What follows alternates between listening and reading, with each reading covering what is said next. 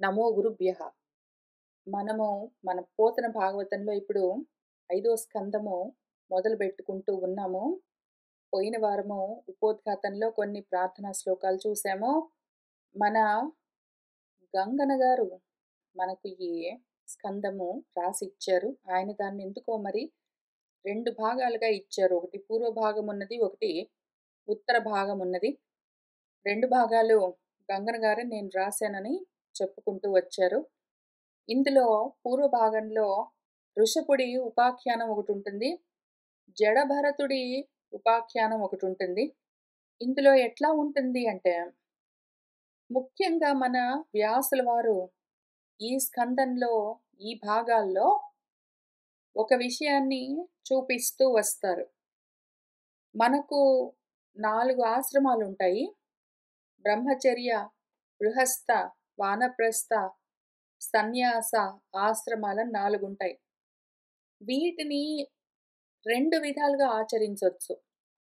మనము ముందు బ్రహ్మచర్యం చేసి అంటే విద్యాభ్యాసం పూర్తి చేసి, తర్వాత స్నాతకోత్సవం అయ్యాక పెళ్లి చేసుకుని గృహస్థాశ్రమంలోకి ప్రవేశించి, ఆ తర్వాత గృహస్థాశ్రమ ధర్మాల్ని పూర్తి చేసి, వెంటనే వానప్రస్థానికి వెళ్ళి, వానప్రస్థాశ్రమ ధర్మాల్ని గూడా నిర్వర్తించి, సన్యాసం పుచ్చుకుని మనము మన స్థితిని చేరుకోవచ్చు. ఇదొక పద్ధతి, క్రమ పద్ధతి. ఇదొక క్రమ పద్ధతి. క్రమంగా ఒకదాని వెనకాల ఒకటి నడుస్తూ ఉంటాయి. కాక ఇంకొక అక్రమ పద్ధతి గూడా ఉంటుంది. క్రమంగా ఒకదాని నుంచి వెళ్ళవలసిన అవసరం లేదు. ఒక దాంట్లో నుంచి ఇంకో దాంట్లోకి వెళ్ళిపోవచ్చు. ఎట్లా అంటే బ్రహ్మచర్యంలో నుంచే సన్యాసంలోకి వెళ్ళిపోవచ్చు. లేదా గృహస్థాశ్రమం నుంచే సన్యాసం చేయొచ్చు. ఆ రకంగా మధ్యలో అవసరం లేకపోతే ఒకటో రెండో ఆశ్రమాల్ని వదిలిపెట్టి సన్యాసాశ్రమంలోకి వెళ్ళి, ఎందుకంటే సన్యసించడం మాత్రం అత్యవసరం. ఆ స్టెప్ మిస్ అవ్వడం కుదరదు. సర్వకర్మ సన్యాసం చేస్తేనే జ్ఞానానికి యోగ్యత. దాని ద్వారా మాత్రమే, కేవలం జ్ఞానం ద్వారా మాత్రమే మోక్షం. కాబట్టి బ్రహ్మచర్య, గృహస్థ, వానప్రస్థాల్లో నుంచి ఎక్కడి నుంచైనా సరే సన్యాసంలోకి వెళ్ళిపోవచ్చు. ఒక్కొక్కసారి అసలు బ్రహ్మచర్యం కూడా లేకుండానే, అసలు ఈ శాస్త్రాలు ఏవి చదవకుండానే డైరెక్ట్‌గానే పుట్టుకతోటే బ్రహ్మచర్యంలో ఉండిపోవచ్చు. ఈ విధంగా ఒక క్రమ పద్ధతిలో కాకుండా ఎట్నించెటైనా సరే సన్యాసంలోకి వెళ్ళిపోయి అక్కడి నుంచి మోక్షాన్ని సాధించే మార్గం ఏదున్నదో అటువంటి పద్ధతి గూడా ఒకటున్నది. మొదటిది ఒక దాంట్లో నుంచి ఒకటి వెళ్ళడం ఏదున్నదో క్రమంగా, దాని పేరు ఆశ్రమ సముచ్చయం. వాటినన్నింటిని కలుపుకుంటూ వెళ్ళడం. లేదా ఒక దాంట్లో నుంచి వేరే దానికి క్రమంగా గాదు, దాటుకుంటూ వెళ్ళిపోవడం ఏదున్నదో దాన్ని ఆశ్రమ వికల్పం అని పిలుస్తారు. మన వ్యాసుల వారు ఈ స్కందంలో ఒకటి ఆశ్రమ సముచ్చయంగా, ఒకటి ఆశ్రమ వికల్పంగా చూపిస్తూ వచ్చారు. ఋషభుడి కథ ఆశ్రమ సముచ్చయము. ఋషభుడు పుట్టాడు, చదువుకున్నాడు, గురువుల దగ్గర విద్యాభ్యాసం పూర్తి చేసి పెళ్లి చేసుకున్నాడు.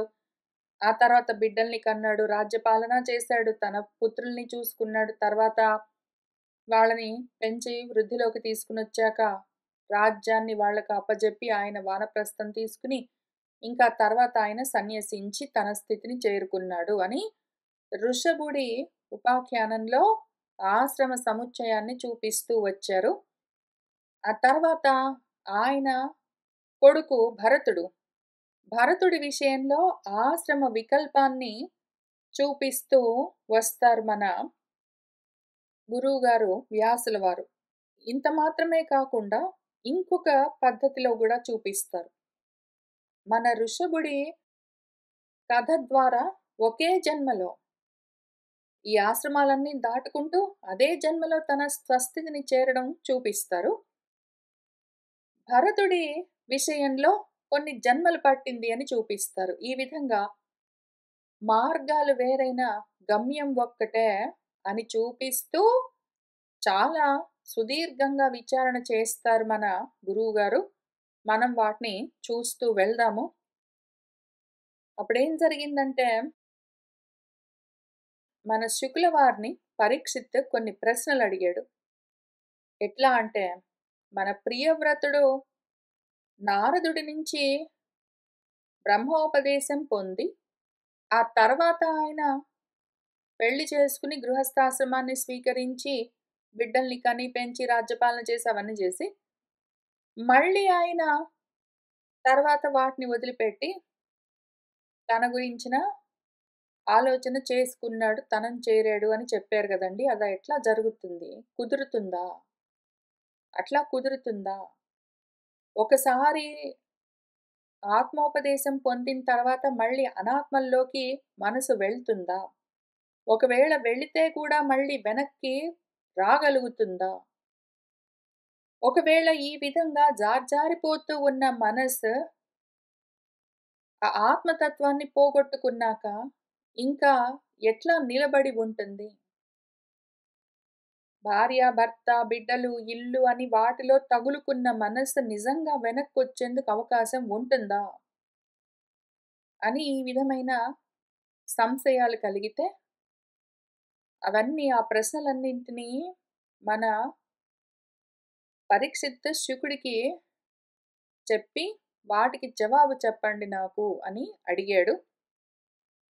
ఇంకిక్కడి నుంచి మన శుకుల వారు మనకు ఉపదేశం మొదలు పెడుతూ ఉన్నారు. ఆయనేం చెప్తున్నారంటే, హరిచరణాంబుజం మకరంద రసావేశిత మనఃప్రధానుడగు సత్పురుషుడు ఒకవేళ విఘ్నమున్ పొరసినన్ తన పూర్వ మార్గమును విడువడు ఇలన్. ఎవడైనా ఒకడున్నాడనుకో, వాడు సత్పురుషుడు, వాడు అసత్పురుషుడు గాదు. అసత్ మార్గంలో, ప్రపంచ మార్గంలో వెళ్ళట్లేదు, సన్మార్గంలో ఉన్నాడు. సన్మార్గంలో ఉన్నవాడేం చేస్తున్నాడిప్పుడు? హరి యొక్క చరణాంబుజముల మకరందాన్ని, ఆ రసాన్ని పూర్తిగా ఆవేశింపచేసుకున్న మనసుతో ఉన్నవాడు. వాడి మనసు వాడికి ప్రధాన అంగమై ఉన్నది. దాన్నిండా హరి గురించిన రసము నిండి ఉన్నది. ఆ సారము నిండి ఉన్నది. ఆవేశించి ఉన్నది పూర్తిగా. ఆ విధంగా ఉన్నవాడు ఎప్పుడైనా సరే, ఒకవేళ ఏ కారణానికైనా సరే మళ్ళీ ప్రపంచంలోకి వెళ్ళవలసి వస్తే కూడా, ఏదో కారణానికి ఒకవేళ వాడు విఘ్నాన్ని పొరసినన్, వాడికి విఘ్నం కలిగినా కూడా మధ్యలో అటు సైడు ప్రపంచంలోని కర్మల్లోకి, అసత్ పదార్థాల్లోకి వెళ్ళవలసి వచ్చినా కూడా మళ్ళీ వెనక్కి రాగలడు. తన పూర్వ మార్గాన్ని ఈ ఇలలో, ఇక్కడ ఈ లోకంలో వాడు విడువడు.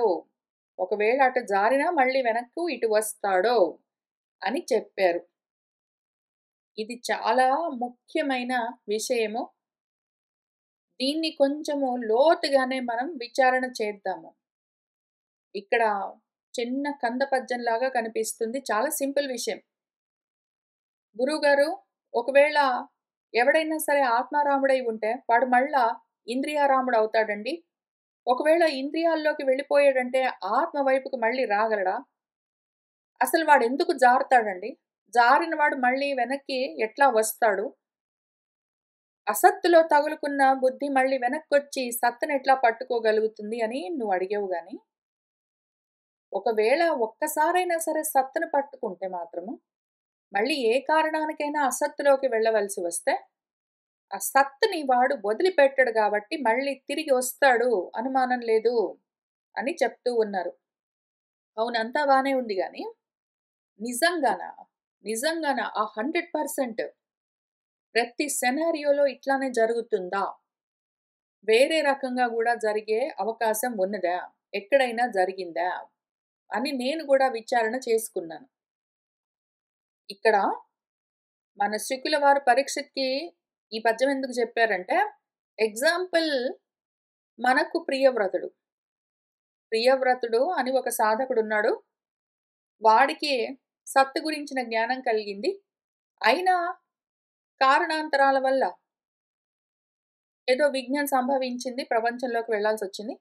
కానీ వాడు మళ్ళీ వదిలిపెట్టకుండా వెనక్కొచ్చాడు అని ఈ స్పెసిఫిక్ ఎగ్జాంపుల్ గురించి, ప్రియవ్రతుడి గురించి చాలా ఫోకస్డ్‌గా ఈ పద్యాన్ని మన శుకుల వారు చెప్పారు. అయితే ప్రియవ్రతుడు కాకుండా గూడా చాలామంది ఉంటారు మరి. అందుకని అటువంటప్పుడు ఇక్కడ ఏం జరుగుతుంది? మిగిలిన ఆల్టర్‌నేట్ సెనారియోస్ ఏమి? అని కూడా నేను ఆలోచన చేసుకున్నాను. ఒక 7 రకాల సెనారియోస్ కనిపించాయి నాకు. 7 రకాల సెనారియోస్ కనిపించాయి. ఇక్కడే ముగ్గురున్నారు. ముగ్గురున్నారు. ఒక ప్రియవ్రతుడున్నాడు. ఒక శుకుడున్నాడు. ఒక పరీక్షితున్నాడు. ఇప్పుడు ప్రియవ్రతుడు ఏదో ఆత్మజ్ఞానాన్ని పొంది కారణాంతరాల వల్ల అనాత్మల్లోకి వెళ్ళవలసి వచ్చినా వెళ్ళి, మళ్ళీ వెంటనే ఎప్పుడైతే ఆ అనాత్మ ధర్మాల్ని పూర్తి చేయాలో వాటిని ముగించుకుని ఆయన వెనక్కొచ్చేసాడు. ఆ ఎగ్జాంపుల్ దానికి సరిపోయింది. శుకుడు అట్లా గాదు గదా! శుకుడు ఆత్మజ్ఞానాన్ని పొందిన తర్వాత ఇంక అనాత్మల్లోకి వెళ్ళలేదు.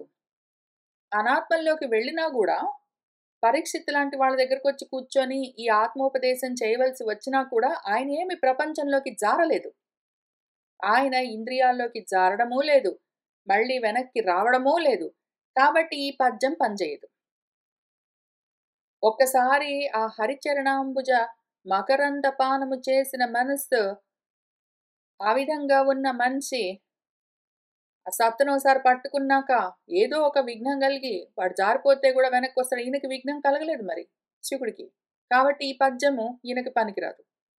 పోనీ పరీక్షిత్‌ని చూద్దాము.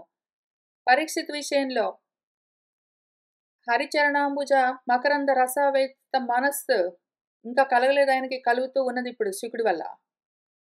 ఆయన ఇంతవరకు ప్రపంచంలోనే కర్మల్లోనే ఉన్నాడు. ఇప్పుడు ఇటు తిరిగాడు. తిరిగిన తర్వాత మళ్ళీ ఆయన ఇంద్రియాల్లోకి జారాడా? లేదనే తెలుస్తున్నది మనకి భాగవతంలో. ఆయన కూర్చున్నాడు, తెలుసుకున్నాడు, ఇట్నుంచి వెళ్ళిపోయాడు. అయితే అంతకన్నా ముందుండేవి కర్మలు. కాబట్టి ఈయన విషయం వేరు. ఈయన విషయంలో గూడా ఈ పద్యం పనిచేయదు. ఓన్లీ ఒక ప్రియవ్రతుడి విషయంలో మాత్రమే స్పెసిఫిక్‌గా ఈ పద్యం పనిచేస్తుంది. మిగిలినవి పనిచేయవు. అటువంటప్పుడు మరి వీళ్ళకు ఎటువంటి పద్యం పనిచేస్తుంది? పరీక్షిత్‌కి, శుకుడికి. ఈ ఇద్దరు గాక ఇంకెంతమంది ఉండుంటారు అని చూస్తే 7 మంది బయటపడ్డారు. 7 రకాల సెనారియోస్ ఉంటాయి. దీన్ని ఒక ఎగ్జాంపుల్ తోటి చూద్దాము. ఎందుకిదంతా ఇంత యాతనెందుకు మనకు?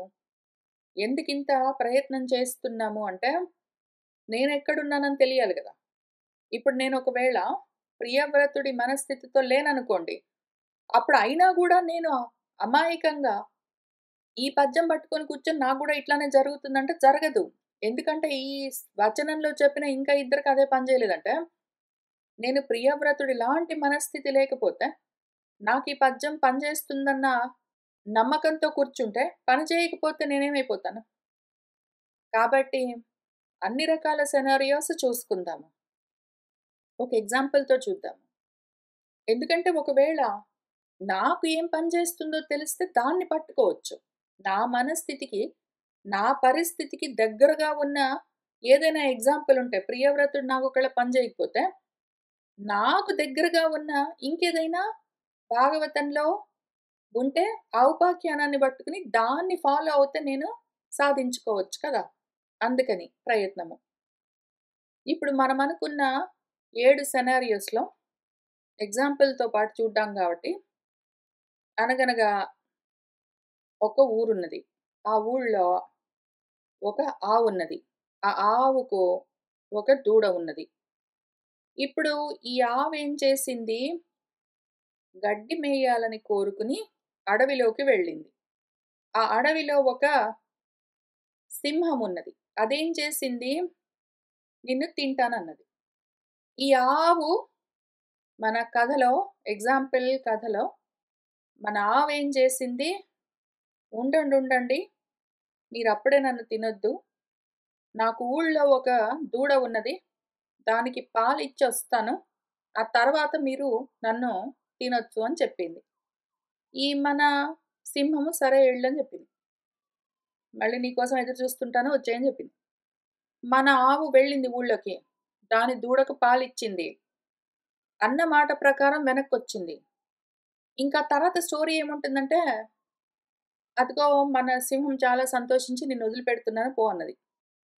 దాంతో మన ఆవు చాలా సంతోషంగా మళ్ళీ ఊళ్ళోకి పరిగెత్తింది దాని దూడ దగ్గరికి. అది హ్యాపీగా ఉంది అని ఆ రకంగా ఆ కథకి హ్యాపీ ఎండింగ్ చూపిస్తారు. ఎందుకంటే అది మోరల్ స్టోరీ గాబట్టి, ప్రాపంచికమైన కథ గాబట్టి, మాట మీద నిలబడ్డం ఎంత ముఖ్యమో, సత్యాన్ని పాటించడం ఎంత ముఖ్యమో, సత్యం పాటించావనుకో, నువ్వు మాట మీదున్నావనుకో, నీకు మంచి జరుగుతుంది అని చెప్పడము ఆ కథకు, ఆ ఎండింగ్‌కి ప్రధాన ఉద్దేశం. కానీ మన సత్యమేమి, మనకు శుభము, పరమ శ్రేయస్సేమి, మళ్ళీ ఊళ్ళోకెళ్ళిపోవడమా, దూడతోటి కూడి ఉండడమా, లేదా ఇంకేమైనా ఉందా అని చూసుకుందాము. ఆ కథను అంతవరకు తీసుకొని ఎండింగ్ రకరకాల సెనారియోస్‌లో చూసుకుందాం. అప్పుడేం జరిగింది? సెనారియో 1 ఇక్కడ జెప్పినట్టు. మన సింహము ఆవును తింటాను దగ్గరికి రా అన్నది. అయితే మన ఆవేమన్నదంటే, ఉండండి నాకు దూడ ఉంది ఊళ్ళో పాలిచ్చొస్తాను అన్నది. వెళ్ళింది, తిరిగొచ్చింది. ఈ రకంగా చేసేవాళ్ళెవరున్నారో, వాళ్ళు మన ప్రియవ్రతుడు, ధ్రువుడు, పృథువు మొదలైన వాళ్ళందరూ. వాళ్ళేం జేస్తారంటే, ఇక్కడ మన సింహం అంటే హరి. మన హరి అక్కడ ఉంటుంది. వెయిట్ చేస్తూ ఉంటుంది. మన గోవులుంటాయి, ఆవులు. ఊళ్ళో ఉంటాయి, కర్మలు చేస్తూ ఉంటాయి. వాటికి ఆ కర్మలని దూడలు. దూడలేమి ఆవులకున్న దూడలేమి, మనుషులకున్న కర్మలు. వాటిని పాలిస్తూ ఉంటాము. మెయింటైన్ చేస్తుంటాం. మన కర్మల్ని మనం మెయింటైన్ చేస్తూ ఉంటాము. మన కర్మల్ని ఎంతకాలం మనం మెయింటైన్ చేస్తుంటామో, అంతకాలం మనకా ఊళ్ళు, రాష్ట్రాలు, పురాలు అని చెప్తారు. ఆ దేహాలు ఉంటూనే ఉంటాయి. మాటి మాటికి కర్మలున్నాయండి అని అటు తిరిగామంటే, ఆ దేహాల్లోకి వెళ్ళిపోతాం పురాల్లోకి. ఇది ఇక్కడ వెయిటింగ్ చేస్తూనే ఉంటుంది మన హరి. మన హరి దగ్గరికొస్తే లయం చేసుకుంటుంది. నేను తినేస్తాను దగ్గరికి రామంటే ఏమేంటి అర్థం? నువ్వు ఇటు రా నేను మింగేస్తానంటే ఏమి? దేహ భావనలు మొత్తం అన్నీ లయం చేస్తాను, నాలో కలుపుకుంటాను. అదే గదా మనకు కావాలి. అందుకోసము మన వాళ్ళు వెళ్తారు. వెళ్ళి దూడ ఉన్నదండి అని చెప్పి, సరే అయితే మరి నీ దూడ ఉన్నది గదా! వెళ్ళు. ఆ దూడకు పాలిచ్చి రా మరి అని చెప్తే వెళ్ళి ఆ కర్మలు పూర్తి చేసుకుని, గృహస్థాశ్రమం తీసుకుని, పెళ్ళిళ్ళు చేసుకుని, పిల్లల్ని కని, వాళ్ళని పెంచి, రాజ్యాల పాలన చేసి, ఊళ్ళేలి, ఉద్యోగాలు చేసి, బిల్లులు కట్టి, ఇళ్ళు కట్టుకుని, గృహప్రవేశాలు చేసుకుని, ఏంటేంటో చేసుకొని, మొత్తం అయ్యాక మళ్ళీ వెనక్కి తిరిగి వస్తారు. ఇవన్నీ చేసి కూడా మళ్ళీ వెనక్కి తిరిగొచ్చి ఆత్మలో లయమైపోతారు. వాళ్ళ స్థితిని వాళ్ళు చేరుకుంటారు. హరిలో చేరుతారు. ఆ రకంగా చేసేవాళ్ళు కూడా ఉంటారు. రెండో రకం వాళ్ళుంటారు. దూడకు పాలిచ్చి వస్తాను అని వెళ్ళి ఇంక రారు. ఇక్కడ ఆ హరి ఉంటుంది గదా! సింహము నిన్ను తినేస్తాను అంటే, నిన్ను లయం జేసుకుంటాను అంటే, ఆ! ఉండండి, ఉండండి నాకు కర్మలున్నాయని అటు పడిపోయి, ఆ కర్మల్లోనే దిగబడి ఇంక సంసారంలోనే వెనక్కి తిరిగి రారు. అట్లాంటి వాళ్ళు గూడా మన దగ్గర ఉండే. ఇప్పుడు లేరు పాపం. వస్తారు కొన్నాళ్ళు కూర్చుంటారు. ఇదిగో వాటన్నింటిని వదిలిపెట్టి అవన్నీ మోహము, వాటన్నిటిలో నుంచి బయటపడు అని చెప్తే నచ్చదు. కొన్ని పనులున్నాయండి అవి చూసుకొనొస్తాను. ఇప్పుడు కుదరట్లేదు. 2 వారాల తర్వాతొస్తాను, 3 నెలల తర్వాతొస్తాను, వచ్చే ఇయర్ ఒస్తాననుకుంటూ వెళ్ళిన వాళ్ళు ఇంక రాకుండా అటే బోయారు. అట్లాంటి వాళ్ళుంటారు. వాళ్ళు మనకు తెలుస్తూనే ఉంటారు. ఇక్కడ భాగవతంలో స్పెసిఫిక్‌గా మనకు ఆ ఎగ్జాంపుల్స్ కనపడకపోయినా గూడా, మనకు బయట ప్రపంచంలో మాత్రం ఇట్లాంటి వాళ్ళు కర్మల్లోకి వెళ్ళిపోయిన వాళ్ళు. వాళ్ళ గురించి భగవద్గీతలో క్షీణే పుణ్యే మర్త్యలోకం విశంతి అని వాళ్ళకి కొంత ఏదో కొంచెం పుణ్యం కలిగి ఈ హరి దాకా వస్తారు పాపము. అయితే ఆ హరి ఏదైతే అన్నింటిని ఆహరించేదున్నదో అందులో లయమైపోవడము, అన్నింటిని ఆహరించేదేదున్నది ఆత్మ, అందులో లయమైపోవడం చెయ్యరు. వాళ్ళకి నచ్చదు. ఇప్పుడే వస్తామంటారు, మళ్ళీ వెళ్తారు, ఇంక రారు. ఈ హరి ఇక్కడ వెయిట్ చేస్తూనే ఉంటుంది. అదేమనదు. వెంటబడి తరిమి ఎట్లోకట్లా పట్టుకుని దాన్ని తీసుకొనొచ్చి బలవంతంగా లయం జేసుకోవడం అవన్నీ హరికి చెయ్యదు. వెయిట్ చేస్తుంటుంది వస్తారేమో అని. అటువంటి వాళ్ళందరూ మన చుట్టుపక్కల కనిపిస్తూ ఉంటారు. మూడో రకం సినారియో. ఆవు ఇక్కడి దాకా వస్తుంది. కానీ దానికి దూడ కోసం ఇంకా వెనక్కి వెళ్ళాలి అన్న ఆలోచన కలగదు. ఒక ఆవున్నది, దానికి దూడ ఉన్నది. అయితే అది ఒక్కసారి అరణ్యంలోకొచ్చి హరిని చూసిన తర్వాత, ఇంకది మళ్ళీ ఉండండి నాకో దూడ ఉన్నది పాలిచ్చొస్తానని అది వెనక్కి వెళ్ళదింకా. అంటే ఏమి? ఒక మనిషున్నాడు, వాడికి కర్మలు ఉన్నాయి. వాడెప్పుడైతే ఈ ఆత్మ వైపుకి తిరిగాడో, వాడింక మళ్ళీ వెనక్కి కర్మల్లోకి వెళ్ళడు. ఒకసారి ఇటొచ్చిన వాడు ఇంక అటు వెళ్ళను కూడా వెళ్ళడు. ఇంక దూడ లేదు, ఊరు లేదు, పాలు లేవు, పాలించేది లేదు, ఏమీ లేదు. కర్మలు లేవు, చేసేది లేదు, ప్రపంచం గురించిన పట్టింపు లేదు. ఇంక వాడు దాన్ని వదిలిపెట్టి నిజంగానే సత్తును పట్టుకొని ఇక్కడే ఉండిపోతాడు. ఆ రకంగా ఉన్నవాళ్ళెవరు మనకి ఎగ్జాంపుల్స్? కర్దముడున్నాడు for example. మన కర్దముడేం చేశాడు? ఆయన ఎప్పుడైతే జ్ఞానాన్ని సాధించాడో, ఆయన ఇంక మళ్ళీ వెనక్కి వెళ్ళలేదు. ఆయన సన్యసించాడు, వెళ్ళిపోయాడు. ఆయన గూడా మళ్ళీ మన కర్దముడిని గూడా ఆశ్రయ సముచ్చయంలోనే చూపించారు. ఆయన ఒకసారి ఇటొచ్చాడు, చూసుకున్నాడు, ఇంక వెనక్కి తిరిగి వెళ్ళలేదు. మళ్ళీ కర్మల్లోకి. అట్లాంటి ఎగ్జాంపుల్స్ ఒక్కొక్క చోట మనకు కనిపిస్తూ ఉంటాయి. తర్వాత నెక్స్ట్ సినారియో. అసల ఆ ఆవుకు దూడ గూడా లేదు. ఆవుంది గానీ దానికి దూడ లేదు. అది ఇంతకుముందు ఊళ్ళో ఉండేది. ఒక్కసారి అరణ్యంలోకొచ్చింది. ఇంక వెనక్కి వెళ్ళవలసిన అవసరం లేదు దానికి టెక్నికలీ. ఆవుకి దూడ లేనే లేదు. ఆ మనిషికి ఇంక కర్మలు లేవు. దానికి ఎగ్జాంపుల్ ఎవరు? ఇదిగో మన శుకులవారు. ఈ ఆవున్నది గోవు. దానికి దూడ లేదు. అదొక్కసారి ఆత్మను పట్టుకున్నదంటే ఇంక అక్కడి నుంచి ప్రపంచంలోకి వెళ్ళడమే లేదు. అయితే కానీ, ఇంద్రియాల్లోకి చ్యుతమవ్వడం లేకపోయినా గూడా, అప్పుడప్పుడు ఊళ్ళోకి వచ్చినట్టుగా కనిపిస్తూ ఉంటుంది. మళ్ళీ ఇవి 2 రకాలుంటాయి. శుకుడు ఒకటి, ఆ తర్వాతొచ్చే నారదుడొకటి. ఇక్కడ నారదుడి గురించి గూడా చెప్తూ ఉంటారు మనకి. నారదుడెవరు? ఈ నారద ముని, ఈ శుకముని వీళ్ళిద్దరూ ఈ రకంగా దూడలు లేని వాళ్ళు. వాళ్ళకి కర్మలు లేవు. వాళ్ళు ఓన్లీ జ్ఞాననిష్టలో ఉంటారు. మన శుకుడేం చేస్తాడంటే, అడవి లేదు, ఊరు లేదు. ఎవరికి అవసరమో వాళ్ళ దగ్గరికి వెళ్లి ఆయన ఆత్మ విజ్ఞానాన్ని ఉపదేశం చేస్తూ ఉంటాడు. ఇక్కడ మన నారదుడు గూడా అడవి లేదు, ఊరు లేదు. మనస్సులో ఎవరికి ఆ స్థితి కలిగిందో, ఆత్మ జ్ఞానానికి వాళ్ళు సిద్ధమయ్యారో, వాళ్ళకి అక్కడే ఉండి ఆయన ప్రవచనం చేస్తాడు. ఆ అరణ్యంలోనే ఉండి ప్రవచనం చేసే ఆవు, దూడలేని ఆవు నారదుడు. ఊళ్ళోకి వెళ్లి మరి అవసరమైన వాళ్ళకి ఉపదేశం చేసే దూడలేని ఆవు శుకుడు. ఇంక తర్వాత సెనారియో. పలాని ఒక ఆవున్నది. దానికొక దూడ ఉన్నది. అదేం చేసింది? అడవిలోకొచ్చింది. హరిని చూసింది. హరిని చూసి అయితే మళ్ళీ అది ప్రపంచంలోకి వెళ్ళిపోయింది.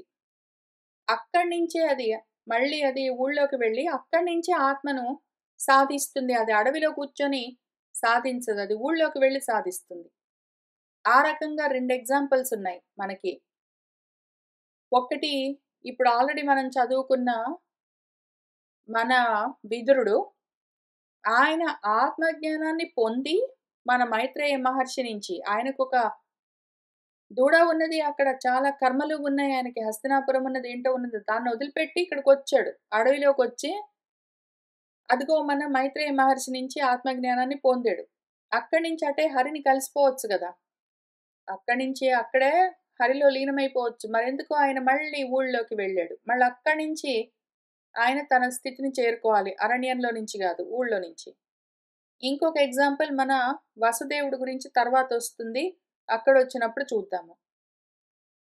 ఇంకిప్పుడు ఫైనల్‌గా ఒక సెనారియో ఏమి అంటే, ఆవు లేదు, దూడ లేదు, ఊరు లేదు, అరణ్యం లేదు, ఉన్నదంతా ఒక్కటే అది నేనే అని ఆ స్థితిలో ఉన్న తత్వం ఒకటుంటుంది. దాన్ని వాసుదేవము అని చూపిస్తారు మన వ్యాసుల వారు.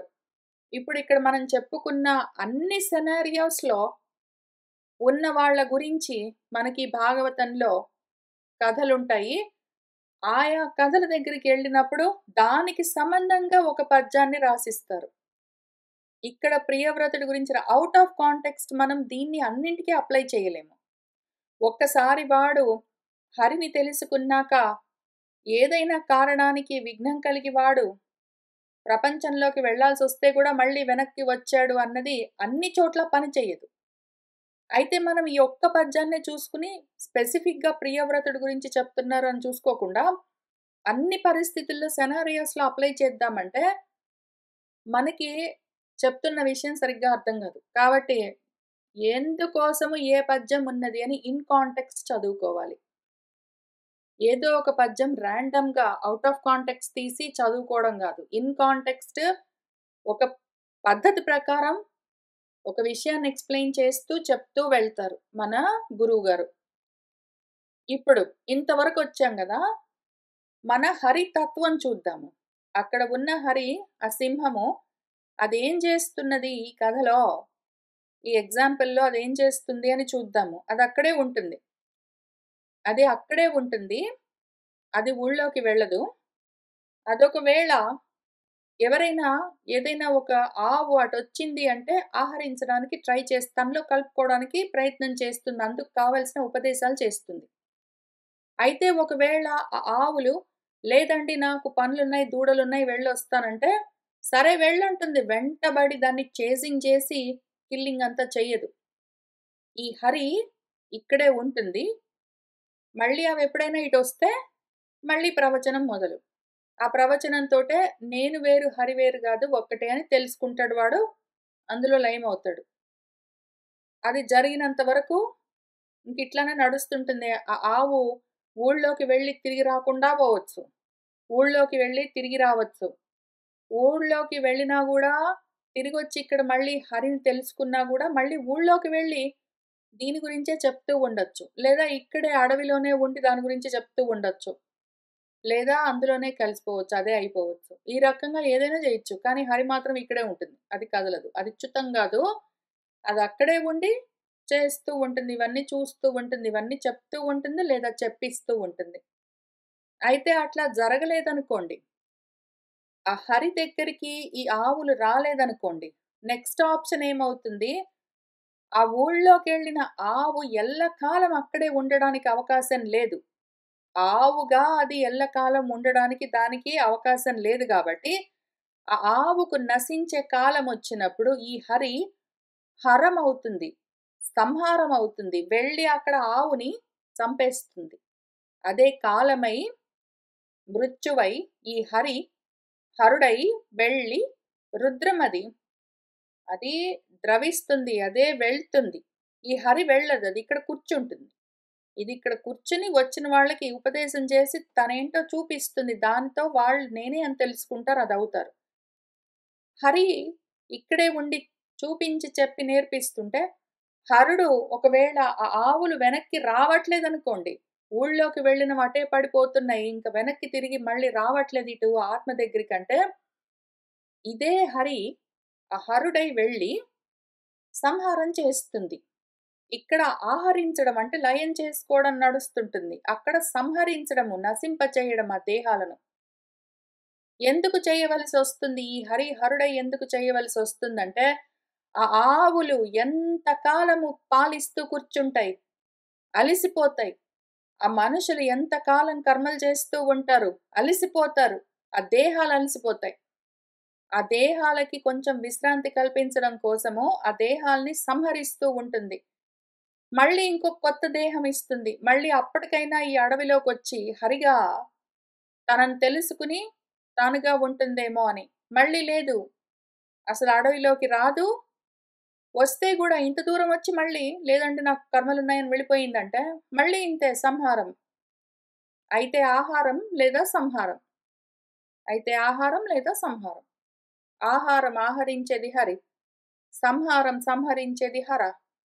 ఏదైనా సరే సంహారం జరిగిందంటే మళ్ళీ మృత్యువున్నదంటే జన్మ వస్తుంది. మళ్ళీ ఇంకొక రూపమొస్తుంది. సంహారం గాకుండా ఆహారము. అన్నమన్నాదమంతా ఒక్కటే ఆత్మగా నేనే అని తెలుసుకుంటే మళ్ళీ జన్మలు లేవది. ఇక్కడికొస్తే మళ్ళీ ఇంకెక్కడికి వెళ్ళవలసిన అవసరం లేదు. ఇప్పుడు ఈ ఊరికి, ఆ అడవికి మధ్యలో ఉన్న బ్రిడ్జ్ ఏదున్నదో దాని పేరు ధర్మం. ఈ ఊరికి, ఆ అడవికి ఉన్న బ్రిడ్జ్ మధ్యలో ఉన్న సేతువు దాని పేరు ధర్మ సేతువు అని పిలుస్తారు. బ్రిడ్జ్. దానికి దీనికి కనెక్షన్. అయితే దానికొక మర్యాద ఉంటుంది. ఈ హరి ఇటు నుంచి అటు వెళ్ళదు. వెంటబడి తరమదు. బలవంతంగా సంహారం చెయ్యదు. అదే వస్తేనే మాత్రమే ఉపదేశం ఉంటుంది. ఇక్కడ కూర్చుని ఉపదేశాలు చేసేవాళ్ళు ఎవరైనా సరే, అడవిలో కూర్చుని ఉపదేశం చేసినా సరే, ఊళ్ళోకి వెళ్లి ఉపదేశం చేసినా సరే, వద్దు అన్న వాళ్ళకు ఉపదేశాలు లేవు. కావాలి అన్న వాళ్ళ కోసమే ఉపదేశాలు.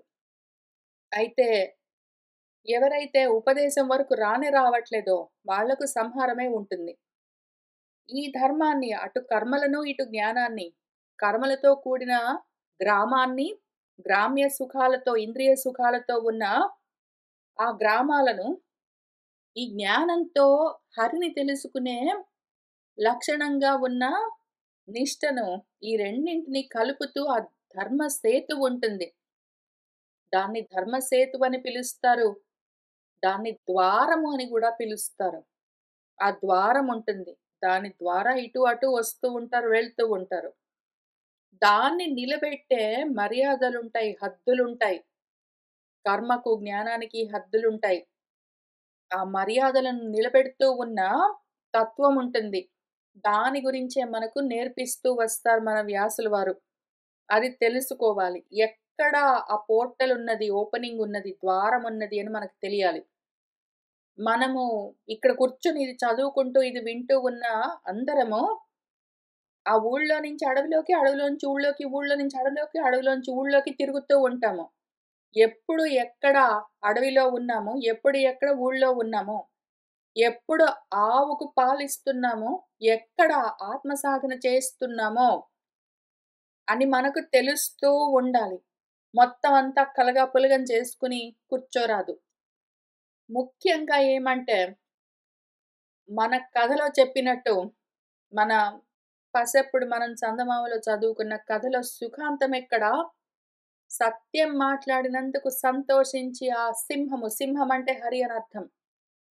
ఆ సింహము నువ్వు సత్యమే మాట్లాడావు గాబట్టి ఇంక వదిలిపెడుతున్నాను వెళ్ళు అంటే అది ఊళ్ళోకి వెళ్ళిపోయిందని చెప్పింది ప్రాపంచికమైన సత్యం అది. వ్యావహారికమైన సత్యము ప్రపంచంలోకి వెళ్ళిపోవడము ఆ కథకు సుఖాంతము.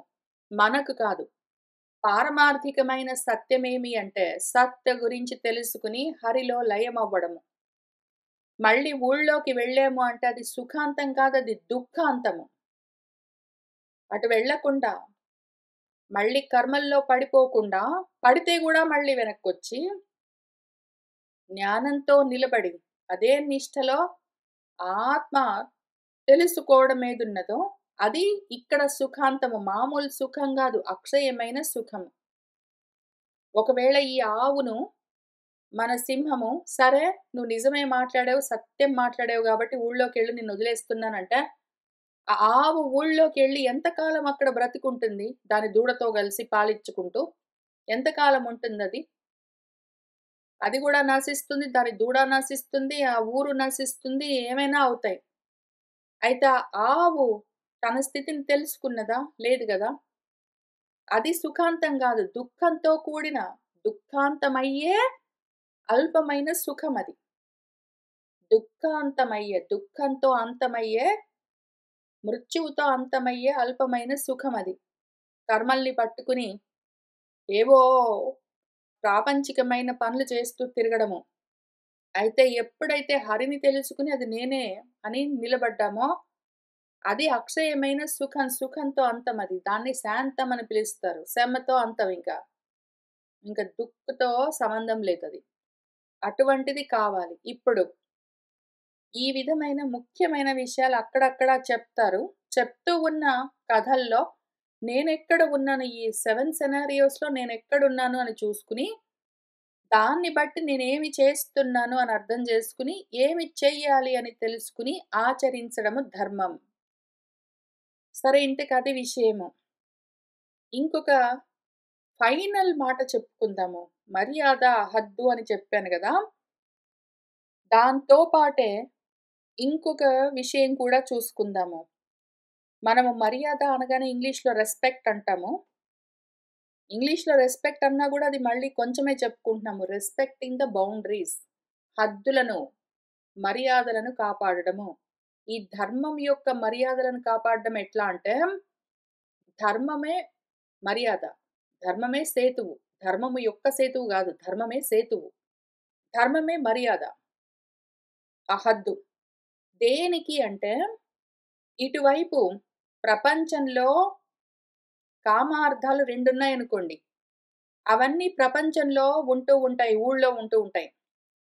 కర్మలు చేస్తూ ఉంటే, ఆ కోరికలు తీరుతూ ఉంటాయి. ఆ అర్థాలు, ప్రయోజనాలు కలుగుతూ ఉంటాయి. కర్మలు చేస్తూ ఉంటే, ఆ అర్థాలు కలుగుతూ ఉంటాయి. ప్రయోజనాలు, కోరికలు తీరుతూ ఉంటాయి.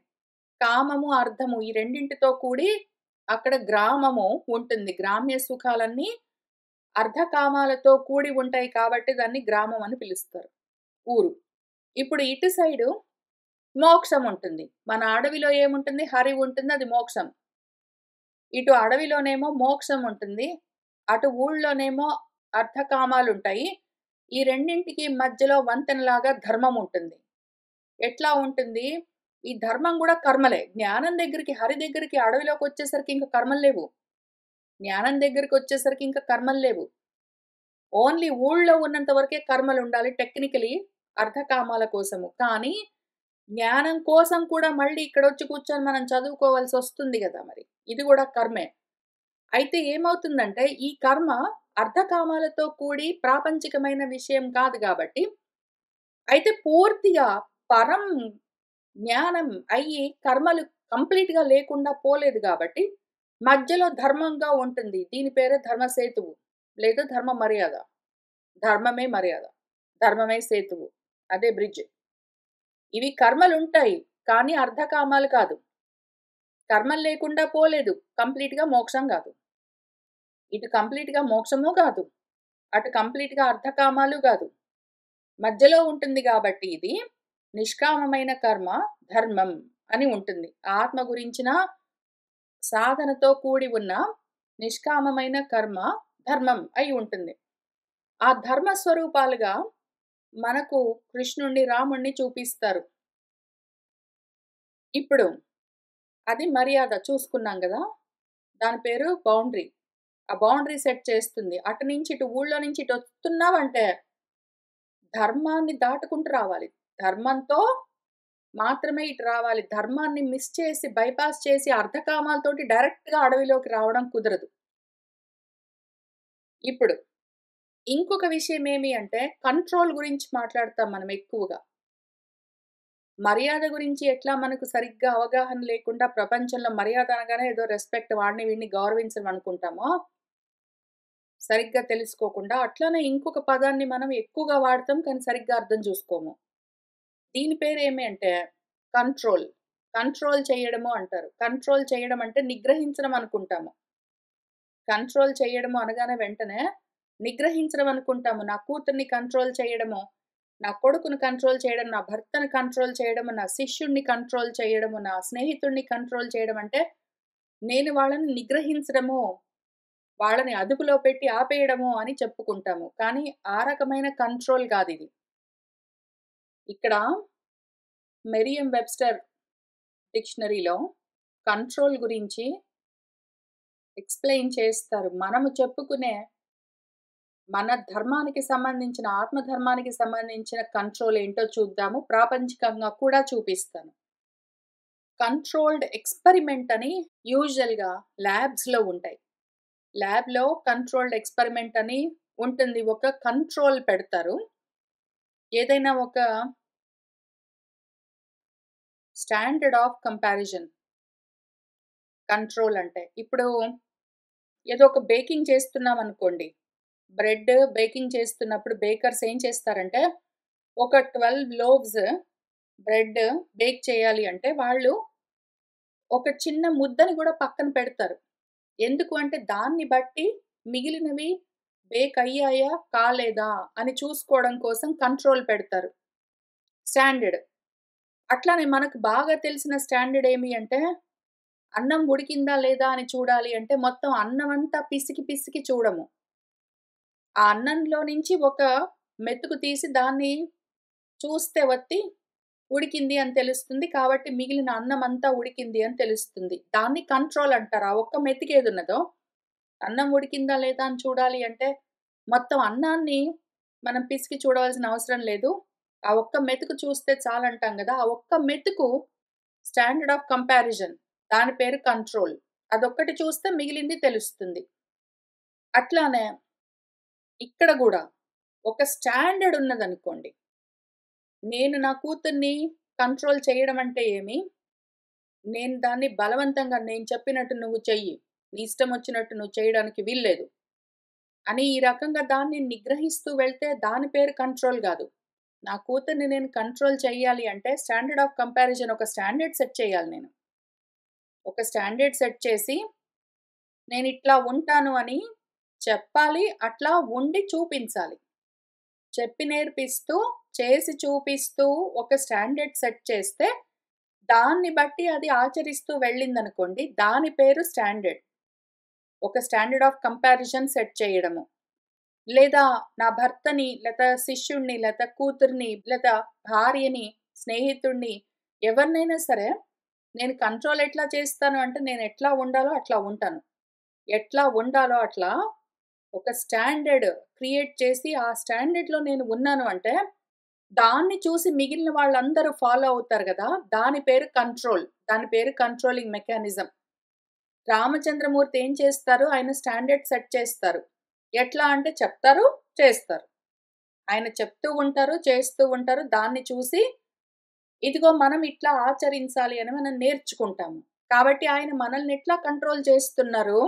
స్టాండర్డ్ ఆఫ్ కంపారిజన్ పెడతారు. ఇదిగో నేనిట్లా ఉన్నాను అని చూపిస్తారు. దాన్ని కంపేర్ చేసుకొని మనం ఎక్కడున్నాము అని ఆచరిస్తూ వెళ్తాము. మన కృష్ణుల వారు గూడా అంతే స్టాండర్డ్ సెట్ చేస్తారు. ఆయన ఒక స్టాండర్డ్ సెట్ చేస్తారు. ఆయన అట్లా ఉంటారు, చెప్తారు. ఆయన చెప్తున్నది విని, ఆయన చేస్తున్నది చూసి మనము అట్లా ఆచరిస్తూ వెళ్తే మనం దాన్ని చేరుకుంటాము. ఆ విధంగా కంట్రోల్ చేయడము. ఇప్పుడిక్కడ మన హరి కూడా అంతే విషయము. మన హరి ఒక స్టాండర్డ్ సెట్ చేసి అక్కడ ఉంటుంది. ఎట్లా ఉండాలి, ఏమి కదా అని చూపిస్తూ అక్కడే ఉంటే, మిగిలిన వాళ్ళందరూ అక్కడికొచ్చి చూసి ఆవులన్నీ నేర్చుకుని మళ్ళీ వెళ్తే వెళ్తాయి, వస్తే వస్తాయి. అవేమైనా చేయొచ్చు. ఇది ఇక్కడ స్టాండర్డ్ సెట్ చేస్తుంది అంతే. మళ్ళీ కంట్రోలింగ్ అంటే బలవంతంగా దాని వెంటబడి చేజింగ్ చేసి నిగ్రహించడం గాదు. అక్కడ ఉండి కంట్రోల్ చేస్తుంది అంతే. కంట్రోల్. స్టాండర్డ్ సెట్ చేసి వెయిట్ చేస్తుంది. ఈ స్టాండర్డ్‌నే కంట్రోల్ మెకానిజంనే ఇంకొక మాటతో చెప్పాలి అంటే ప్రమాణం. ఒక ప్రమాణం ఉండాలి. ప్రతి దానికి ఈ హరి ప్రమాణము. ప్రతి దానికి ఆత్మే ప్రమాణము. దాన్ని చూసి మిగిలినవన్నీ అక్కడికే రావాలి. అదెక్కడికి వెళ్ళదు. అది దేన్ని వెతుక్కుంటూ వెళ్ళదు. అన్నీ అక్కడికే రావాలి. ఆ రకమైన కంట్రోల్ మెకానిజం ఒక స్టాండర్డ్ సెట్ చేసి, ఒక ప్రమాణం నిర్ణయించి, దాన్ని బట్టి నువ్వు ఆచరిస్తూ వెళ్ళు అని చెప్తుంది. అయితే ఆ మాట ఎట్లా చెప్తుంది అంటే ఎన్ని రకాలుగానైనా చెప్తుంది. లోపల నుంచైనా చెప్తుంది మనసులో వినగలిగితే. చిత్తమై, వాసుదేవమై లేదా పుస్తకాల్లో రాసిస్తుంది. తస్మాత్ శాస్త్రంతే ప్రమాణం.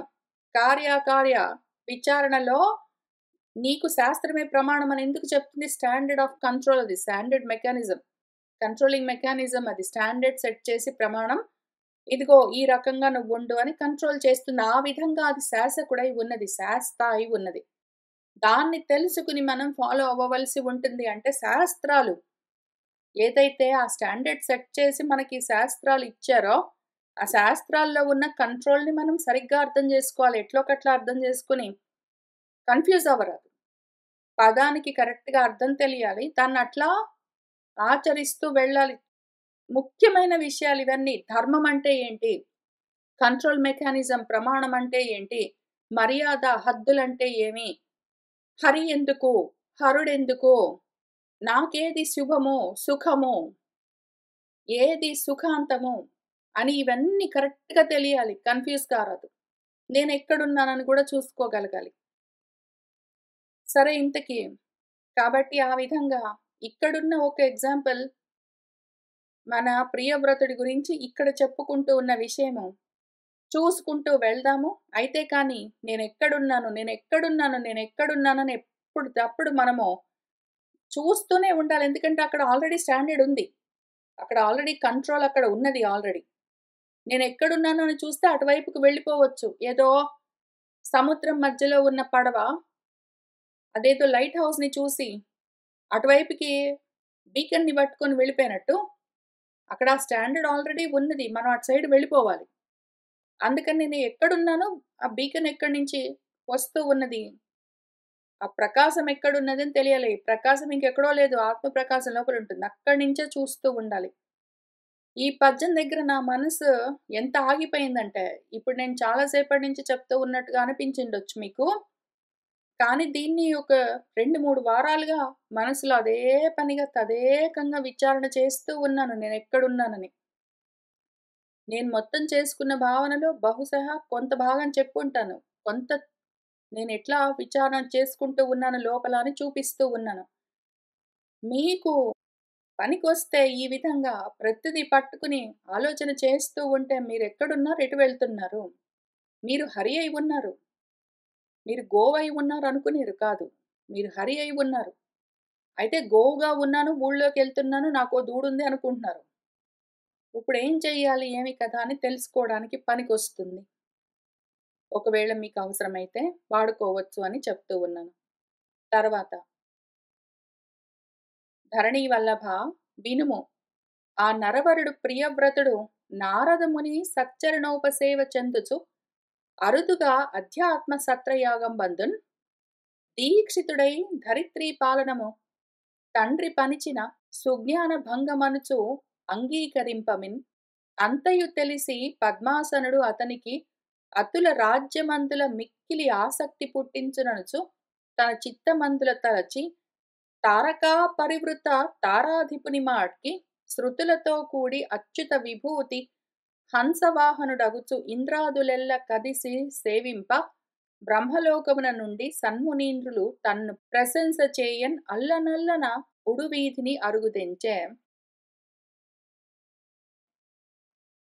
ఇంకప్పుడు ఎందుకండి గురువుగారు శుకులవారు ప్రియవ్రతుడు ఆత్మజ్ఞానాన్ని పట్టుకుని కూడా మళ్ళీ ఎందుకు ప్రపంచంలోకి కర్మల్లోకి జారాడండి? మళ్ళీ తిరిగి రాగలడా? అట్లా కుదురుతుందా అని అడిగితే కుదురుతుంది. చెప్తాను వినేం జరిగిందో. ధరణి వల్లభ ఓ రాజా పరీక్షిత్ వినుము.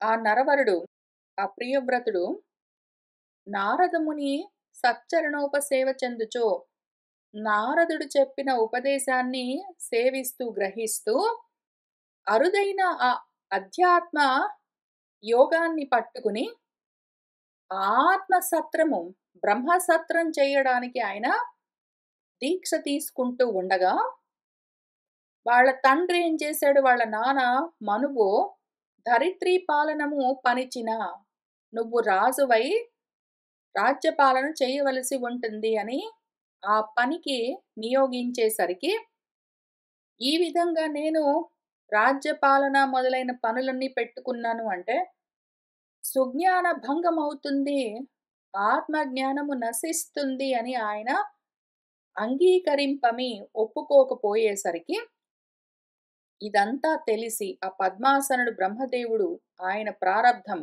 మన ప్రియవ్రతుడి ప్రారబ్ధము అతనికి అతుల రాజ్యమందుల మిక్కిలి ఆసక్తి పుట్టించుననుచు. ఎందుకు అంటే ప్రారబ్ధానికి ఈయన ఉన్నది అనుకుంటున్నాడు కాబట్టి. మూలంలో చాలా క్లియర్‌గా వాళ్ళ నాన్న ఉన్నాడు. నాన్న పెళ్లి చేసుకొని పిల్లల్ని కను, రాజ్యాన్ని స్వీకరించి పాలన చెయ్యి అని చెప్తే, తండ్రి మాటను నేనెట్లా అతిక్రమిస్తాను అని ఆయన మదన పడుతూ ఉన్నప్పుడు, మన బ్రహ్మదేవుడొచ్చాడు అని రాశారు. ఆయనకి ఇంకా ఇవన్నీ ఉన్నాయనే ఆలోచన ఉన్నది కాబట్టే ప్రారబ్ధం అన్న కర్మ ఉన్నది.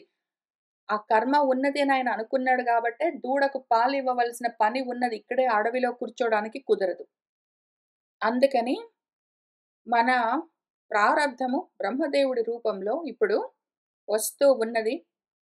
ఇంకా తారకా పరివృత తారాధిపుని మాడ్కి, తారకలతో కూడిన తారాధిపుడు చంద్రుడిలాగా మన బ్రహ్మదేవుడు శృతులతో కూడి వేదాలన్నీ ఆయన వెంట సాకారంగా వస్తూ ఉండగా, అచ్యుత విభూతితో చ్యుతిలేని వైభవంతో హంసవాహనుడై ఇంద్రాదులందరూ ఆయన దగ్గరికొచ్చి ఆయన వెంట నడుస్తూ సేవిస్తూ ఉండగా, బ్రహ్మలోకం నుండి మునీంద్రులందరూ ఆయన్ని ప్రశంసిస్తూ స్తుతి చేస్తూ ఉండగా, అల్లనల్లన నెమ్మది నెమ్మదిగా ఉడువీధియందు, ఉడు అంటే తారకలు మళ్ళీ నక్షత్రాలు, ఆ మార్గంలో ఆయన దిగి వస్తూ ఉన్నాడు.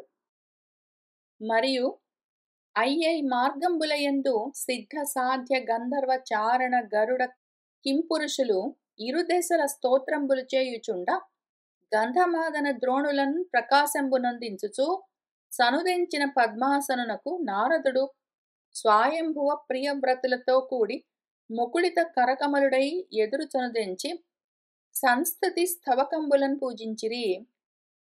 ఇంకా ఆయన ఏ మార్గంలో వస్తుంటే ఆ మార్గంలో వరసగా సిద్ధులు, సాధ్యులు, గంధర్వులు, చారణులు, గరుడులు, కింపురుషులు వాళ్ళందరూ కూడా రెండు వైపులా బార్లు తీరి ఆయన్ని స్తోత్రాలతో స్తుతిస్తూ ఉండగా, ఆయన నెమ్మదిగా దిగుతూ వస్తూ ఉన్నాడు. గంధమాదన ద్రోణులన్, గంధమాదన పర్వతం యొక్క సానువులలో ప్రకాశాన్ని నింపుతూ వచ్చిన ఆ పద్మాసనుడికి నారదుడు స్వయంభువమనువు ప్రియవ్రతులతో కూడి చేతులు జోడించి ఎదురు వెళ్ళి స్తబకంబులన్ స్తోత్రాలతో స్తుతిస్తూ సంస్తుతి చేస్తూ పూజిస్తూ ఉన్నాడు. కథా ప్రకారము బ్రహ్మదేవుడి యొక్క మానసపుత్రుడు నారదుడు, అట్లానే బ్రహ్మదేవుడు స్వయంభువుడి యొక్క పుత్రుడు స్వయంభువుడు. వీళ్ళిద్దరూ టెక్నికలీ సోదరులు. ఇప్పుడు ఈ స్వయంభువ మనువుకు కొడుకు ప్రియవ్రతుడు. వీళ్ళు ముగ్గురు లేచి వెళ్ళి ప్రియవ్రతుడు వాళ్ళ తాతగారికి, స్వయంభువుడు నారదుడు వాళ్ళ నాన్నగారికి నమస్కారం చేశారు. ఇంకా మన విరించి సంతసించి ప్రియవ్రతుని చూసి నవ్వుచూ ఇట్లనియన్, మన బ్రహ్మదేవుడు నారదుడితో స్వయంభువుతో ఏమీ అనలేదు. అక్కడ వచ్చిన కారణము ప్రారబ్ధము ప్రియవ్రతుడికి కాబట్టి ప్రియవ్రతుడితో ఈ విధంగా నవ్వుతూ అంటూ ఉన్నాడు. ఈ పద్యము ప్రాక్షిప్తం కాబట్టి మూలంలో లేదు కాబట్టి వదిలిపెడుతున్నాను. కోరి వేడ్కన మీ నానా నారదుడును నేనును అందరమును ఈశ్వర ఆజ్ఞ పూని ఉడుగక ఎప్పుడూ చేయుచున్నవారము కాన అతని ఆజ్ఞ తప్పనలవి కాదో అని మన బ్రహ్మదేవుడు ఉపదేశం ఎక్కడ మొదలుపెట్టాడంటే, నేను చెయ్యను రాజ్యపాలన. ఎందుకు అంటే ఆత్మజ్ఞానానికి అది విరుద్ధము కర్మ. ఒకవేళ నేను కర్మల్లో పడ్డానంటే జ్ఞానము లోపిస్తుంది, కాబట్టి నాకొద్దు అని ఆయన బ్రహ్మసత్రంలో కూర్చుంటూ ఉన్నాడు నిష్టలో. బ్రహ్మనిష్టలో కూర్చుంటే నీకు కర్మాధికారం ఉన్నది కాబట్టి కర్మ చేయవలసే వస్తుంది అని ఉపదేశం చేయడం కోసం వచ్చాడు. ఆయన ఏం చెప్తున్నాడంటే, మీ నాన్న, ఇక్కడ నీవు అని రాశారు ఎందుకో మన పోతన గారు, మీ నాన్నైనా సరే, మీ బాబాయి నారదుడైనా సరే, నేనైనా సరే, మేమందరము కూడా ఈశ్వర ఆజ్ఞను అనుసరించి ఉడుగక ఇంకా వదలకుండానే ఎప్పుడూ కర్మలు చేస్తూనే ఉన్నాము. మేమందరము కూడా కర్మాధికారులమే. అందుకని ఈశ్వర ఆజ్ఞను అనుసరించి కర్మలు చేస్తూ ఉన్నాము. కాబట్టి అతని ఆజ్ఞ తప్పనలవి కాదు. ఈశ్వర ఆజ్ఞను తప్పించుకుని పోలేము. కర్మల్లో ఉన్నాము, కర్మాధికారులమై ఉన్నాము. కాబట్టి మనము చేయవలసినవి ఆచరించవలసే ఉంటుంది అని చెప్తూ ఆయన మొదలు పెడుతూ ఉన్నాడు. ఇవాల్టికి ఇక్కడికి ఆపుతాను. వచ్చే వారం మనము మళ్ళీ కలిసి కూర్చుని ఇక్కడి నుంచి చదువుతూ ముందుకు వెళ్దాము. శుభం భవతు.